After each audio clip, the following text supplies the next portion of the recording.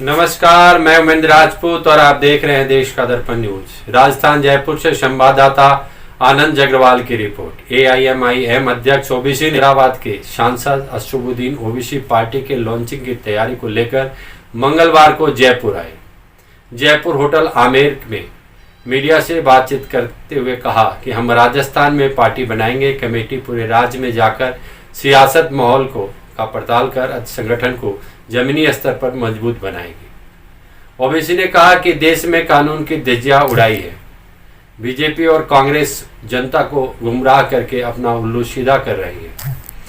धर्म के नाम पर भारत की जनता को आपस में लड़ा रही है, जबकि देश में बेरोजगारी महंगाई के बारे में बात ही नहीं होती। किसी पार्टी के पक्ष में नहीं हूँ, क्योंकि बीजेपी और कांग्रेस सिक्के के दो पहलू हैं।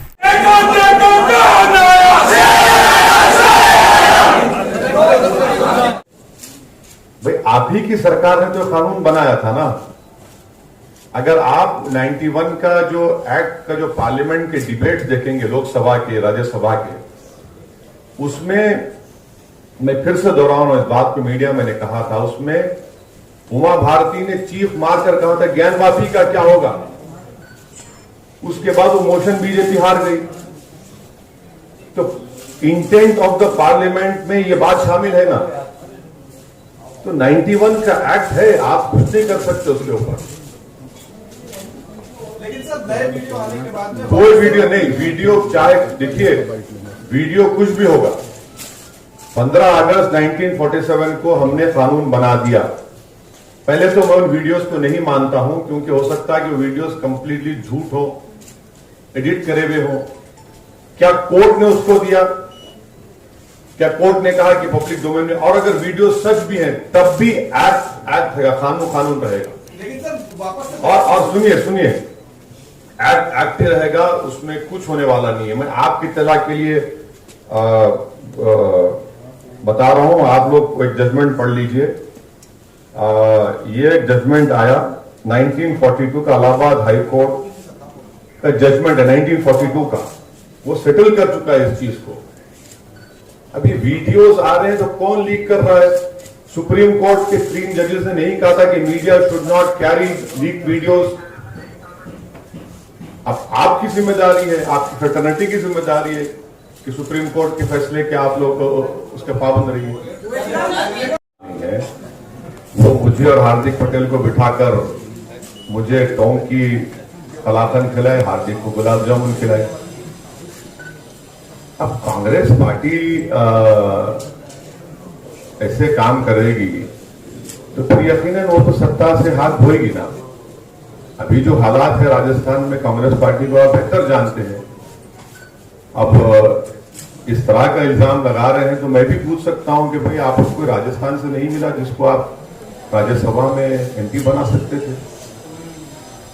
25 लोकसभा की सीटें, 10 राज्यसभा की सीटें हैं। हर समाज का रिप्रेजेंटेशन उसमें मुसलमान समाज का क्यों नहीं है भाई? मेरा भी सवाल है। तो ये इल्जाम लगाना, ये इनकी फ्रस्ट्रेशन की पहली निशानी है। और दूसरा ये है कि वो देख रहे हैं कि राजस्थान में की जमीन सिसक रही है और उसके जिम्मेदार वो खुद रहेंगे।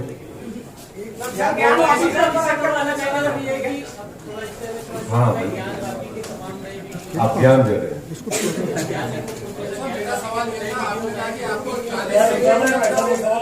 एक के बाद फिर पूछा, आप आइए, आप समझाएं, कहीं नहीं जाए काम शिरकत की। और आपको बताना यह था कि मैं पिछले कई महीनों से बराबर राजस्थान को, जयपुर को आ रहा हूँ। तो हमने आज ये आपको एक सलाह देना था, आपको बताना था कि हमने तय किया कि राजस्थान में हम हमारी एक कोर कमेटी बनाएंगे और वो कोर कमेटी जुलाई तक राजस्थान के मुख्तलिफ मुकामात पर जाकर पार्टी के संगठन को बनाएंगे भी, मजबूत भी करेंगे। और मैं भी उन प्रोग्राम्स में शिरकत करूंगा, आऊंगा, और जहां कहीं भी हमारी जनसभा होगी या जनता से मुलाकात होगी, जिम्मेदारों से मुलाकात होगी, मैं आऊंगा।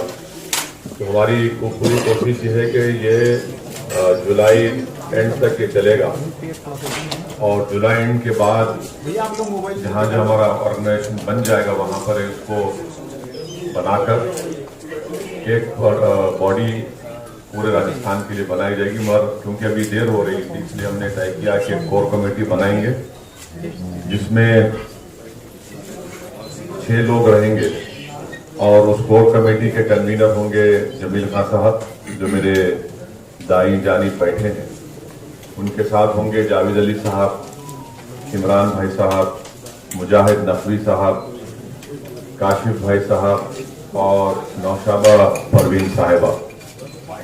तो ये फैसला अहम फैसला लिया गया है और साथ ही साथ मैं आपको यही बता दूं कि आने वाले विधानसभा के चुनाव में MIM पार्टी पूरी ताकत से हिस्सा लेगी और उस पर कितने सीट हम लोग खड़ा करेंगे इसके लिए बहुत जल्दी होगा बताना। दूसरा आपका सवाल होगा कि अलायंस के ताल्लुक से हम पहले अपना संगठन को अच्छा मजबूत कर लेंगे और जब वक्त पड़ेगा तो यकीनन हम लोग तमाम हालात को देखकर अगर अलायंस करना है तो जरूर करेंगे। इसके लिए हमारे कोई एक वो नहीं है कि हम नहीं करेंगे, मगर पहले हमको अपने संगठन को मजबूत करना बेहद जरूरी है और उसके बाद फिर सही वक्त पर उस ताल्लुक से फैसला लिया जाएगा। तो ये अहम 4 बातें मुझे आपको बताना था। अगर आप पे कोई सवाल है तो जरूर मुझसे आप पूछ सकते हैं। वेल भैया मोबाइल पीछे कर लो। we will be doing membership in every part of Rajasthan, which includes the tribal area as well. And we'll do our membership. We'll be forming our organization over there. That is for sure. We'll have. Well, let's see. Now we have started our political journey, so we'll have to first strengthen our party by forming our organizations at various levels. And this question can be answered later on. Owaisi साहब, अभी आपने alliance की संभावनाओं की बात की, राजस्थान की बात की, तो यहाँ कोई तीसरी पार्टी नहीं है, तो ऐसे में ये माना जाए कि कांग्रेस या बीजेपी से ही आपका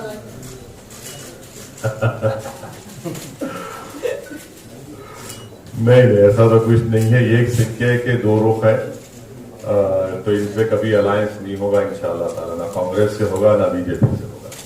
ओवैसी साहब, 70 साल हो गया आपकी तकरीबन पार्टी को बने, मगर हैदराबाद के अलावा जहाँ आपका सांसद है वहाँ भी आपका एक मुख्यमंत्री के रूप में AIMIM का अभी तक कुछ भी नहीं हुआ है। आप राजस्थान में इधर अपना वो कर रहे हैं। दूसरा सवाल मेरा एक सवाल हो जाने दीजिए ताकि अच्छा जवाब दे सकूं आपको। देखिए, लड़ाई जो है मुख्यमंत्री की नहीं है, लड़ाई 8 PM 9 CM की तो नहीं है। लड़ाई ये है कि आपको अपनी लीडरशिप बनाने का है, आपको अपनी आवाज उठाने का है। आप ये बताइए कि मैं आपको एक मिसाल देता हूं। आज से 1 महीना पहले मैंने अपने कॉन्स्टिट्यूंसी में रूलिंग पार्टी TRS के म्युनिसिपल एडमिनिस्ट्रेशन मिनिस्टर जनाब KT रामाराव को बुलाकर 1 दिन में मैंने 500 करोड़ के डेवलपमेंट के काम का इनॉग्रेशन करवाया, जिसमें से 100 करोड़ तो फ्लाईओवर है। आप समझे बात को? आप बता दीजिए कि जितने 22-23 MP हैं भारत में, एक मिसाल देकर बता दीजिए। तो हमारा पूरी कोशिश ये है और हम जो काम करते आ रहे हैं, हमारा मानना ये है कि मंत्री बनना आसान है, संतरी को नौकरी देना मुश्किल है मंत्री बनके। तो एक पॉलिटिकल लीडरशिप को डेवलप होना चाहिए जो आपके डिमांड्स को, जो कॉन्स्टिट्यूशन में आपको प्रोविजन दिया गया उसको रखें और आप उन सवालात का हल तलाश करें और ये आपको काम करना है। अब आप बोलते हैं कि